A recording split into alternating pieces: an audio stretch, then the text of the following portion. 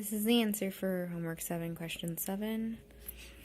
The question provides a function z of t is equal to n1 of t cos wt plus theta plus n2 of t sine wt plus theta, where theta is uniform in the interval 0 to 2 pi, n1 of t and n2 of t are wide set stationary, or WSS, and all three of n1t, n2t, and theta are independent. So the first part of the question asks to find E of z of t.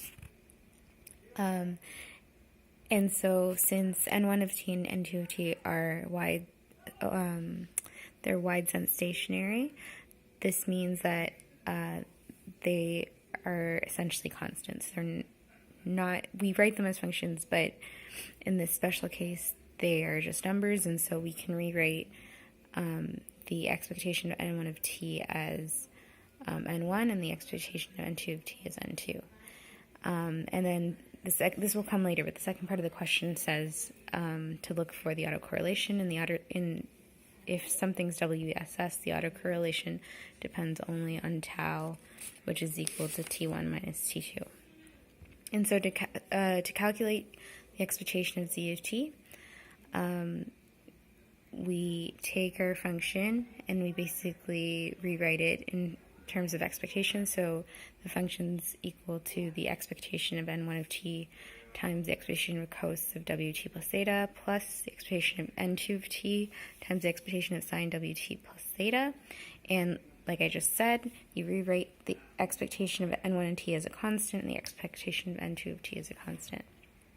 And so this is a formula, just a general formula from the textbook. So we've got 1 over the interval multiplied by n1 times the function, and then you just do that for the second part as well. So rewritten, it's going to look like 1 over 2 pi 1 over 2 pi times n1 times the integral from 0 to 2 pi of cos wt plus theta, plus the same thing, but the function in this case would be sine wt plus theta.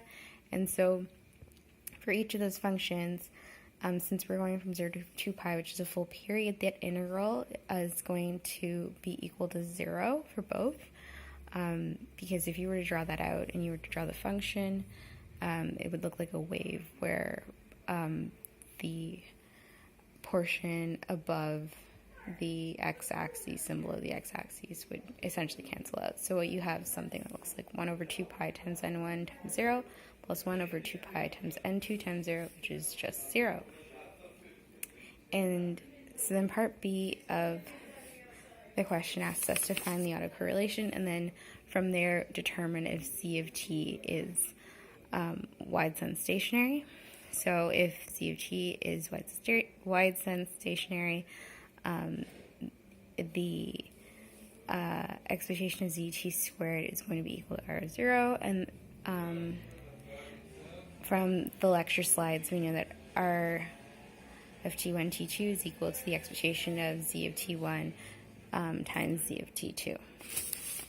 And so continuing on to the second page, we rewrite the function as the first part here is the z of t1, and then the second part is z of t2, and that's equal to the two functions multiplied by each other times cos of wt plus theta. So I just basically expanded it, and then that expectation of n1 t1 and n1 times t2 came from the formula from the lecture slides I just read.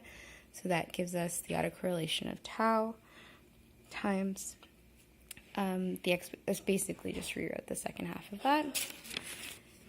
And so from the lecture we know that this is the general form, but the expectation of a squared plus the expectation, when you expand this, you end up with a crossing of terms, which is the expectation of AB. And so that middle portion is going to be equal to 0. So you're just left with the outside.